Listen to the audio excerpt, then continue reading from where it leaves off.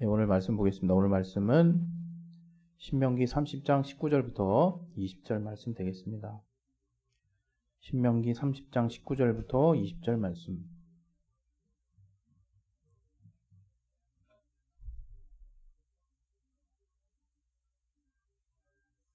예, 우리 다 같이 합독하도록 하겠습니다. 내가 오늘날 천지를 불러서 너희에게 증거를 삼노라. 내가 생명과 사망과 복과 저주를 내 앞에 두었은즉 너와 내 자손이 살기 위하여 생명을 택하고 내 하나님 여호와를 사랑하고 그 말씀을 순종하며 또 그에게 부종하라. 그는 내 생명이시요 내 장수시니 여호와께서 내 열조 아브라함과 이삭과 야곱에게 주리라고 맹세하신 땅에 내가 거하리라. 아멘. 예, 오늘 또 이 말씀 통해서 하나님이 우리의 심령에, 또 우리 가정에, 또 우리 교회에, 또 여러분 각각의 그 직장이나 지경에 주시는 말씀을 잘 들을 수 있도록 들을 길을 허락하여 주시고 마음을 열어달라고 우리 잠깐 자신의 심령을 놓고 자신을 놓고 기도하겠습니다. 하나님 아버지, 우리에게 하나님 역사하시고 도와주시옵소서. 하나님이 함께 하시는 귀한 은혜가 우리 안에 넘칠 수 있도록 아버지 역사하시고 인도해 주시옵소서. 아버지, 우리는 참으로 여러 가지로 부족하오나 하나님이 함께 하시는 귀한 은혜가 우리 안에 필요하오니 아버지 역사해 주시옵소서. 우리 마음을 열어주시고 또 하나님의 말씀이 잘 들려올 수 있도록 도와주시옵소서. 예수 이름으로 기도했습니다. 아멘. 예, 사실 이 말씀을 사실 우리가 또 굉장히 좋아하는 또 말씀 구절이죠. 그러면서도 또 우리 스스로를 돌아보고 경계해보고 다시금 내가 지금 분명히 하나님의 생명과 복을 붙잡는 삶을 살고 있는가, 이런 걸 이제 우리가 생각하게 되는데요. 오늘 이 설교 제목은 제가 생명을 향한 어떤 의지라고 한번 정해봤습니다. 생명을 향한 의지. 근데 이제 오늘 그 포커스는 어떻게 보면 내가 과연 생명을 지금 제대로 붙들고 있느냐, 이것도 이제 중요하지만 또 다른 한편으로는 과연 그 생명이 뭔가에 대해서 우리가 어느 정도 안다고 하지만 또 그렇지 못한 현실들을 짚어보면서 과연 생명이 뭔가를 다시 한번 좀 되짚어보는 그런 시간이 될 수 있기를 바랍니다. 정말 우리가 그리스도인이라면 다른 이의가 없듯이 하나님만이 우리에게 생명과 복을 주시는 분이다, 이렇게 여러분 알고 있을 거예요. 늘 항상 제가 저 스스로에게도 또 여러분에게도 이제 또 질문하는 건데, 과연 그러면 그렇게 믿고 계십니까? 라고 이제 저 자신에게 또 여러분에게 제가 질문을 했을 때는 네 하고 이렇게 쉽게 대답하는 분도 계시겠지만, 또 의외로 자기 삶이 어떻게 돌아가는지 누구보다 자기가 잘 알죠. 그 삶을 뻔히 알기 때문에 정말 내가 그 생명을 붙들고 사는 부분에 자신 없어 하는 분도 계시다고 저는 생각합니다. 근데 그럼 왜 이게 신앙생활하고 이제 그리스도인이 돼서 이제 무엇이 정말 실상이고 어떤 것이 맞는지를 분명히 안다라고 생각하는데도 불구하고 또 하나님이 어떤 생명의 근원이 되시고 또 우리에게 생명을 친히 주신 분이고 또 만물에 생명을 또 주신 분이고, 그런 것들에 대해서 우리가 쉽게 그런 생각에서 벗어나는 것 같아요. 우리 앞에 이제 있는 일들 때문에 분명히 하나님은 우리 모든 만물, 인간을 포함한 모든 만물에 생명을 주신 분이에요. 그래서 하나님이 각각의 동식물들로 하여금 각자 그 하나님이 부여하신 그 생명을 하나님의 뜻 안에서 풍성하게 유지하고 보존하고 그 생명을 또 정말 이렇게 갖는데, 생명을 정말 유지하는데 분명한 의지를 쓸 수 있도록, 그러니까 생명력, 살고자 하는 의지를 쓸 수 있도록 그렇게 다 이렇게 만드셨습니다. 그래서 우리가 이제 어떨 때 보면 이제 막 이제 이렇게 동영상 그 다큐멘터리 막 이렇게 동물과 관련된 식물과 관련된 어떤 다큐멘터리를 보게 되면 와, 이 대자연이 놀라우면서도 이 약육강식의 세계가 참 무시무시하구나 이제 이런 생각만 할 수 있어요. 그러나 다른 한편으로는 또 우리가 또 익히 또 아는 바와 같이 또 이러한 먹고 먹히는 있던 관계 가운데 모든 각각의 생명들이 하나님이 각각에게 부여하신 그 생명의 어떤 그 유지에 대한 분명한 어떤 생각을 갖고, 생각이 아니죠. 분명한 어떤 그 본능을 가지고 자신의 생명을 유지하는데 이런 표현이 적절할지 모르겠지만 최선을 다하고 있거든요. 모든 생명들이.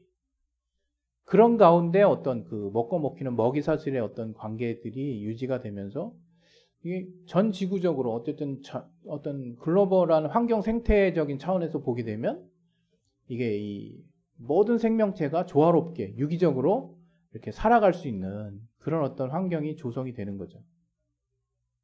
그런 면에 있어서 인간이 어찌됐건 누군가는 말했듯이 최상위 포식자다. 누가 얘기한 것처럼 하나님도 우리 인간에게 모든 또 이 땅의 동식물을 먹고 다스릴 수 있는 권리를 주셔서 우리에게는 사실 이 땅에 있는 모든 생명을 가진 존재들이 유기적으로 조화롭게 또 그 생명을 또 정말 존중받으면서 이렇게 지속할 수 있도록 그러면서도 모든 각각의 생명들이 또 큰 또 먹이사슬의 체계 안에서 유기적으로 이렇게 계속적인 삶을 이제 유지해 갈 수 있도록 그렇게 이제 관리해야 될 책임이 또 인간에게 굉장히 크게 이제 있는 거를 우리가 막 남획을 하고 우리 인간만의 어떤 삶의 방식을 유지하면서 지금 막 뭐랄까요 어떤 천연 기념물이 지정이 되는 것도 다 그런 이유죠.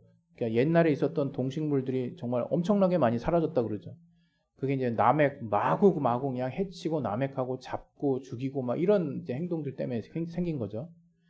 어찌됐건 이렇게 이제 그런 어떤 생명들을 감히 하나님이 부여하신 각각의 생명을 이제 관리하고 보존하고 유지하고 전체적으로 유기적으로 돌아갈 수 있도록 그 정말 돌아볼 수 있는 그런 어떤 그 역할을 인간이 사실 하고 있단 말이에요. 근데 이제 어떤 가끔 매스컴을 찾아서 보게 되면 어떤 특정한 나라가 어떤 남의 나라 어떤 배타적 경제 수역 안에 몰래 들어와 가지고 싹쓸이를 해간다거나 아니면 저 먼 태평양 바다 그냥 한 군데 뭐 어떤 사람도 별로 이렇게 신경 쓰지 않을 곳에서 뭐 무차별적으로 막 고기들을 뭐 고래라든가 뭐 아니면 참치라든가 막 거의 뭐 아무리 이렇게 풍부한 바다 자원이라도 막 상상을 초월하는 수준으로 막 그냥 남획하고 막 이러고 있죠. 지금도 인간이 하나님이 이렇게 부여하신 모든 생물에 대한 어떤 관리에 대한 어떤 의무에 굉장히 그 뭐랄까요 이렇게 반하는 그런 행동들을 많이 하고 있습니다. 근데 우리가 그런 것만 이렇게 바라보면서 이제 이렇게 살아야 되는 게 아니라 반면에 하나님이 우리에게 주신 생명에 대해서도 우리가 잘 유지하고 관리할 책임이 있는 거예요. 신앙 윤리적인 차원에서 그래서 자기가 자기 목숨을 이제 빼앗는 행위를 거의 뭐 신학적으로 어떤 분들은 이제 지옥에 갈 수밖에 없는 죄다라고 말할 수밖에 없는 정도로 이게 이 생명에 대한 권리가 생명을 주신 하나님이 또 이 땅의 육신의 부모를 통해서 그 생명이 이제 탄생이 되고 그런 어떤 부분들을 생각해 보면 이게 그냥 내가 한 삶을 그냥 막 살아서도 안 되고 그 생명을 또 함부로 한다는 것 자체가 정말 큰 잘못이라는 것을 이제 어느 때가 되면 알게 되죠.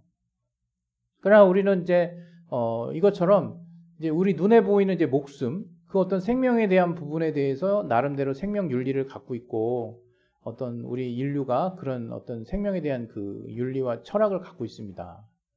그래서 인간 존엄에 대한 가치들을 잘 세워놓고 있고 그렇게 이제 지나가고 있는데 성경은 저와 여러분이 분명히 아는 것처럼 그러한 그 우리 눈에 보이는 목숨하고 직결되는 그 생명만 이야기하는 게 아니거든요. 분명히 아는 바와 같이 우리가 영적 존재로 지어졌다라고 말을 하고 있고, 더 나아가서 이제 우리에게 영원히 사라지지 않는 어떤 생명으로 풍성한 어떤 삶을 살 수 있는 여지와, 아니면 그 어떤 사망의 영향력이 그냥 가득해가지고 어둠과 슬픔과 후회와 저주 가운데 영원히 살 수밖에 없는 그런 어떤 존재에 대한 그 어떤 이야기를 하고 있거든요. 뭐 가장 편하게는 천국과 지옥이 있다 이렇게 표현할 수도 있는 것이고, 근데 그리스도인이 기억해야 될 사실은 그것도 우리가 가지고 있는 그 믿음의 그것도라기보다는 어떻게 보면 그것이 천국과 지옥을 향한 우리의 믿음의 최종 종착지를 향한 우리의 믿음의 그 어떤 연장선이 그 천국과 지옥까지 연결이 돼 있는 거예요. 물론 이제 지옥으로 연결되어 있지는 않겠죠. 우리가 믿음을 가지고 또 하나님이 주시는 그 생명 안에 있다면.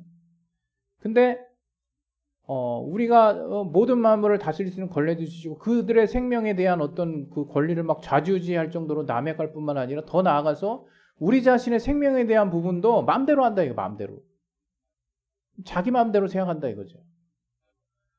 생명과 관련해서는 그렇게 생각하면 안 되는 거거든요. 특히 우리가 신앙을 하는 그리스도인이라면 이 생명이 어디서부터 출발했는지를 안다면 하나님이 주신 거죠. 또 육신의 부모를 통해서 생명이 또 탄생했죠.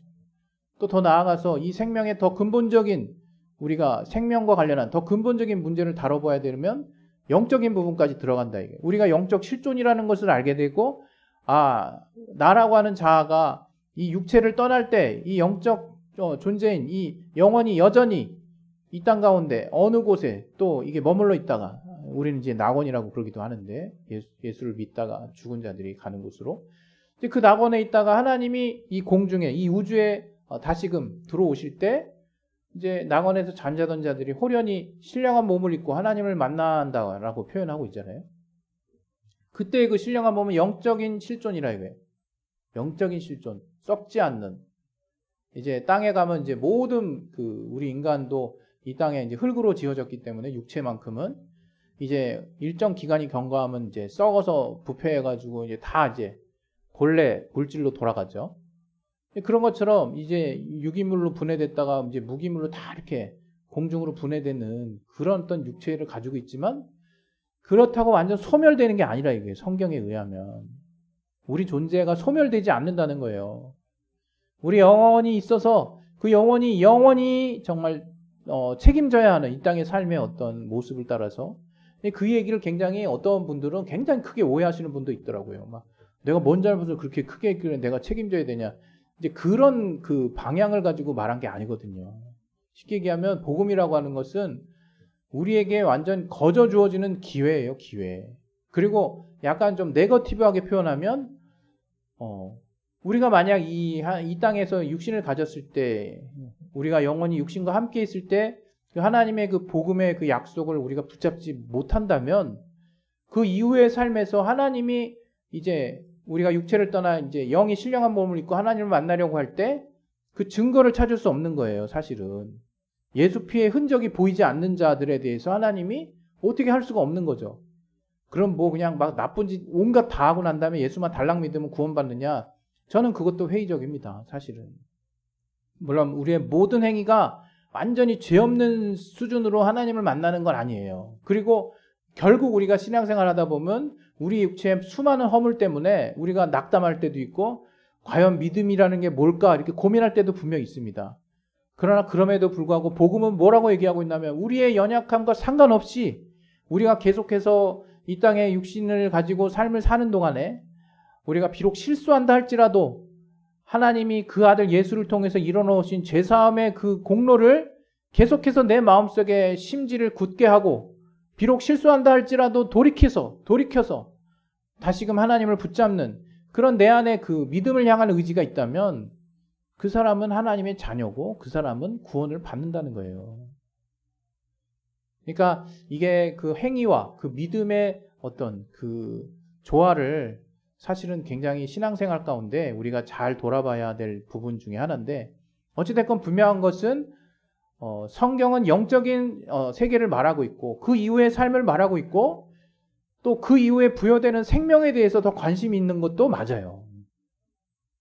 그런데 또 여기 내가 부연 안 할 수 없는 것이 우리가 한때는 너무 영적인 실존에 대한 것만 강조하고 또 그 영원한 삶에 대한 어떤 믿음만을 우리가 강조했던 때가 사실은 있었어요.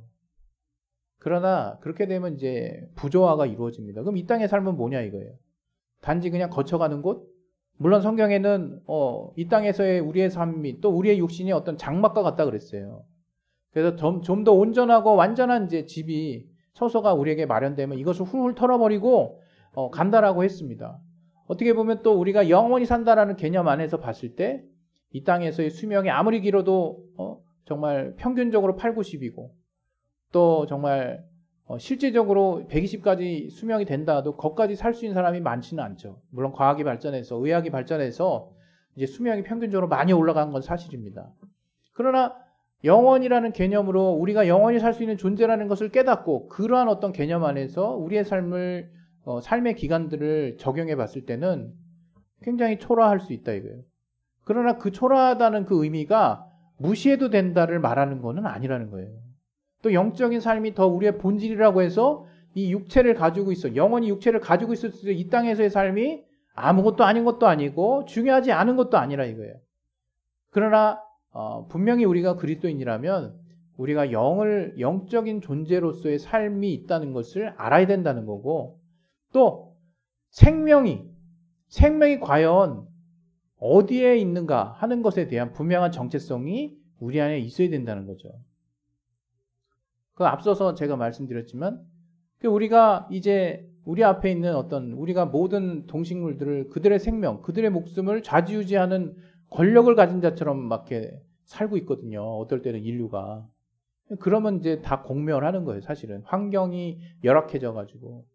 저는 뭐 요즘에 이렇게 여러 가지 일어나는 이제 세계적으로 일어나는 기후 변화라든가 이런 것들을 보면요. 분명한 것은 제가 어렸을 때보다 그 기후 변화의 변동폭이 더 아주 심각해졌다는 거예요.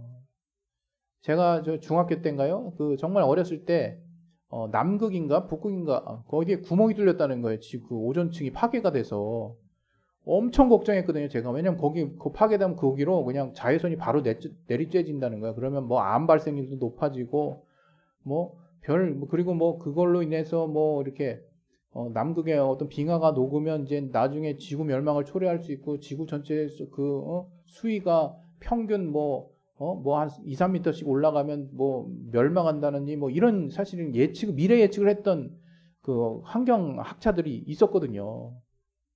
저 중학교 때도 그런 수업을 들었었던 기억이 있고.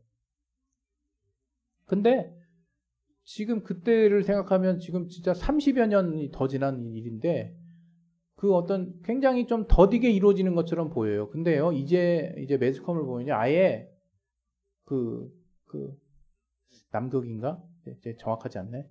구멍이 이제 한참 뚫린 지 한참 오래돼가지고 그게 확장되는 거는 이제 이슈도 아니더라고. 이슈도 아니에요. 그건 이제 더 이상 이슈도 아니에요. 우리 때는 그래서 이렇게 샴푸나 이런 거 쓰지 말자는 운동도 있었고 이랬거든요.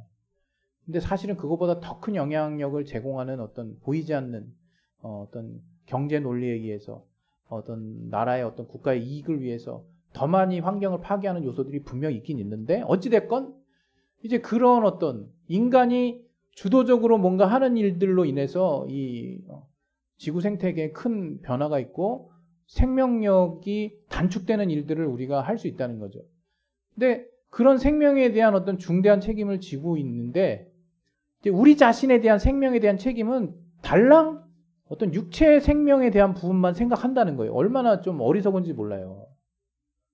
이게 지구적인 환경을 생각 안 하는 것도 참 어리석어 보이는데 더 나아가서 우리가 그리스도인인데 그냥 달랑 이 땅에서 정말 아직 나는 어리니까 나는 아직 살 날보다 지금 산 날보다 살아야 될 날이 더 많으니까 이런 생각을 하는지는 모르겠어요. 우리 젊은 친구들은 어린 친구들이나 그래서 너무 안일하게 그리고 그 이후의 삶에 대한 생각이 별로 없다 그러면 그거는 지금 지구 전체적인 그 생태계를 남몰래 파괴하고 있는 그 파괴자들하고 어떤 약간 결은 다르지만 같은 생각을 이제 약간 그 항목만 다르지 하고 있는 사람하고 별반 다를 뿐만 아니라 다를 게 없다 그렇게 생각하고 이게 더 심각한 거는 이제 이게 실상이라면 그리스도인들 입장에서는 이건 실상이죠.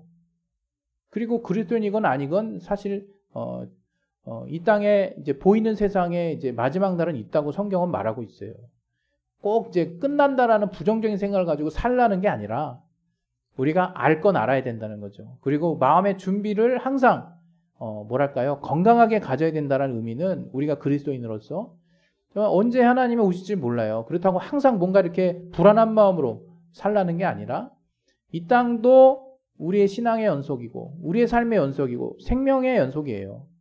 그런데 하나님이 계시다는 것과 우리가 영원히 육체를 떠나는 날이 더 사실은 길다는 것을 우리가 알고 있다면 그런 기복이 없는 이 땅의 삶조차도 기복이 없는 그 나라에 갔을 때 별로 내가 이렇게 바꿀 것이 없는 어떤 삶의 자세를 이제 유지해 나가야 된다. 이제 이렇게 이제 생각을 하는 거예요.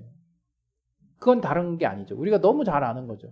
오늘 본문에도 우리가 얼마나 사실 이 말씀 가지고 우리 교회에서도 설교를 많이 하고 또 우리가 다뤄봤습니까? 근데 이 19절도 중요하지만 20절도 굉장히 중요하거든요. 20절에는 뭐가 나왔습니까? 20절에는 그야말로 하나님을 사랑하고 그 말씀을 순종하고 따르는 것이 바로 그게 생명이다. 이렇게 정의하고 있는 거거든요. 우린 다 안다고 얘기해요. 안다고 얘기해요. 이 말씀 안다. 그러나 위에 19절은 잘 기억하죠. 아, 그래, 내가 생명을 택해야 돼. 내가 살기 위해서. 내가 정말 살기 위해서 내가 하나님 말씀대로 내가 생명을 택하는 삶을 살아야지. 정작 그렇게 결심을 하면서 그 생명의 실체, 그 생명의 근원이 뭔지 안다고 하지만 실제 선택의 문제에 있어서는 어떤 뭐랄까요? 이 목숨이 더 풍요롭게 유지되는 쪽의 결정을 거의 압도적으로 한다 이거예요. 그 가운데 말씀이 반대를 향해 나아간다 할지라도 그 말씀이 쉽게 무시됩니다. 왜? 내 목숨이 더 풍요로운 쪽, 내 목숨, 내 또 정신적, 정서적인 부분에 더 이렇게 플러스를 해주는 곳의 선택을 너무 쉽게 정답이라고 생각하고 우리는 그렇게 그게 생명을 더 풍요롭게 하는 길이야. 이렇게 하고 산다는 거예요. 얼마나 우리의 삶에 무관심하는지 모르겠어요. 하나님이 보실 때. 그건 아니라는 거죠. 그건. 바로 우리의 삶에 제대로 된 우리가 정말 그 생명을 풍성하게 또 건강하게 유지하기 위한 가장 확실한 비결은 바로 하나님에 있다. 이거 하나님에게. 좀 더 구체적으로 하나님을 사랑하고 그의 말씀을 따르고 또 순종하는 그러한 삶을 통해서 우리에게 생명이 정말 풍성해진다는 거예요. 우리에게 생명이 계속 거해 있을 수 있는 그런 어떤 정말 분명한 그 길을 지금 하나님이 우리에게 얘기하시는 거거든요. 맨날 성경 보면서 그래 내가 살기 위해서 생명을 택해야지. 그래 생명은 그래 하나님의 말씀이야. 이렇게 그냥 머리로만 이렇게 알고 있지 말고 실제 내가 이 땅에 정말 목숨을 더 유지하기 위한 선택을 하는지 결국에 이 땅의 목숨이든 궁극적으로 그 목숨을 그 개념이 계속 이어져서 결국 우리 인간의 생명이라고 하는 그 풍성함에 우리가 확실하게 거할 수 있는 비결이 무엇이냐라고 해서 봤을 때 단지 이제 우리가 육신을 떠났을 때 이후에만 유용되는 말씀이 아니라 이 땅에 육신을 가졌을 때도조차도 아주 분명하게 확실하게 우선순위로 확실하게 우리 안에 자리 잡아야 되는 생각이 바로 하나님을 사랑하고 하나님의 말씀을 순종하는 그 삶이 우리의 생명을 확실하게 유지할 수 있는 비결이라는 거예요. 그러니까 저와 여러분이 생명을 정말 유지해야지라고 하는 의지를 쓰는 건 좋은데 그 생명을 향한 의지가 어디로 향하고 있느냐가 더 중요하다 이거예요. 여러분이 생명을 향한 생명을 유지하기 위한 그 생명을 향한 그 생명력이 풍성하게 되기 위한 그 생명을 향한 의지가 어디에 있느냐? 그것은 바로 하나님의 말씀에 있어야 되는 거예요, 여러분.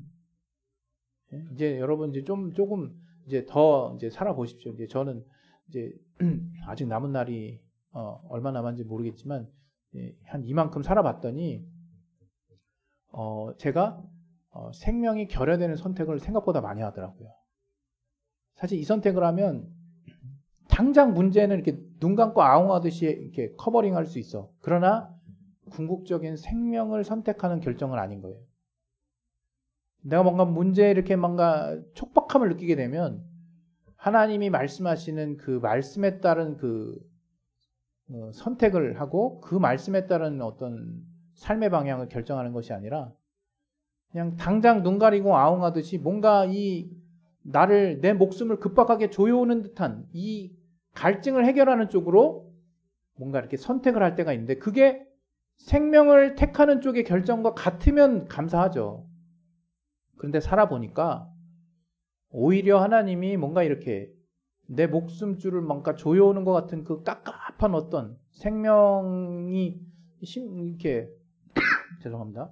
목숨의 어떤 생명력이 떨어지는 것 같은 어떤 그런 위기를 느꼈을 때 내가 선택하는 그 선택하려고 하는 그 마음의 결정과 그 결정을 완전히 뒤집어 버리는 하나님의 말씀의 어떤 인도하심이 많을 때가 인도하심이 더 많아요.